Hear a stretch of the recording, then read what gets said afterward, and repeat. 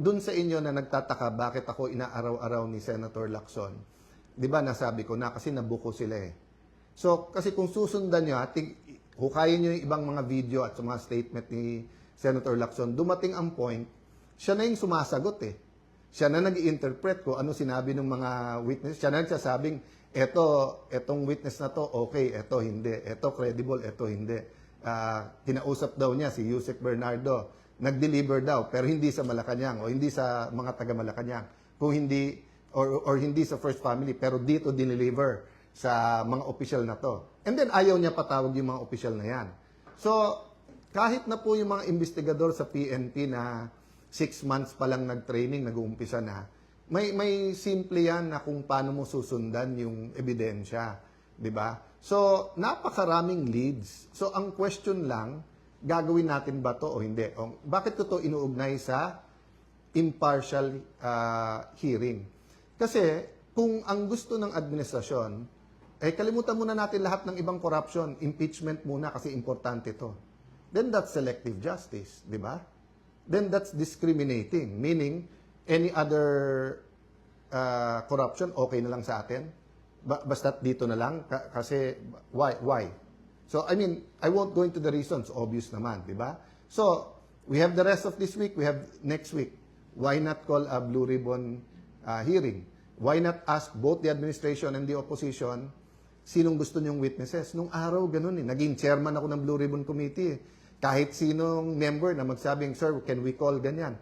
Kasi when you call a witness, so for example, kung 10 kami mag-attend, ako gusto ko magtanong sa 18 Marines. Eh di, oras ko yun eh. Di ako magtatanong doon. Ngayon, may nasabi silang hindi sang-ayon. O di, magtanong sila. Kaya nagtataka nga ako kay Senator Erwin, ba't nagko-comment pa about the 18? Eh sabi niya, mag-inhibit siya. At si Senator Pangilinan na dapat ang mag-hearing dyan. Kasi kung ang sasabihin po natin ay, sige, we're getting organized. Okay, pero kung sasabihin nyo, oy, tapusin natin impeachment, wala mo ng Blue Ribbon hearing. Sandali lang. Napakalaki, mas malaki yung pinag-uusapan nating amounts eh. Di ba? Parang bundok versus... So, yung pag-uusapan sa impeachment, hindi ko mamaliitin yon.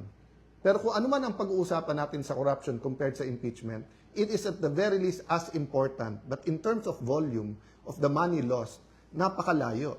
Di ba? So ang point ko po, kailangan nakakapag-multitask tayo. Di ba? Kaya nga dinidistract eh. Kaya nga inaaraw-araw ko ni Senator Lacson, sasabihin niya, move on, tapos siya din ang hihirit. Ang daming, i-explain ko yon yung sinasabi niyang hindi statesman. Ang i-explain ni Senator Lacson ito.